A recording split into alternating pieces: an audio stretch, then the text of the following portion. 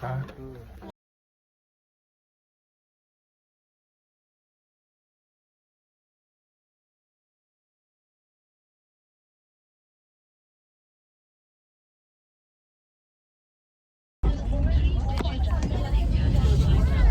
ေးတော့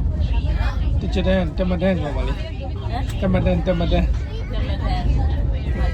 ရုပ်ရှင်ကြီးတမတန်းပြောကိုကတော့ဒါကခါရနေဗုဒ္ဓဂါယာကိုသွားနေရပါ12ကီလိုမီတာဝေးပါတယ်ဟုတ်တယ်မလားဟုတ်တယ်လေတနေ့ညနေကဘယ်ကနေရောက်လာမနေ့ညနေကကလကဒါကနေပြီးတော့ခါရကိုရောက်တာပါရထားနေပေါ့နော်ရထားနေရောက်မြန်မာဘုန်းကြီးကျောင်းပါသူရဲနေအောင်ပြီခုရောက်နေတာကတော့စကြတာကအမေလားသူ့နာမည်သူတိတာဟုတ်ဘယ်ရောက်နေခေါ်မမဘယ်ရောက်နေရလဲပြောပြပါဦးဒါကူဘယ်ရောက်နေရလဲ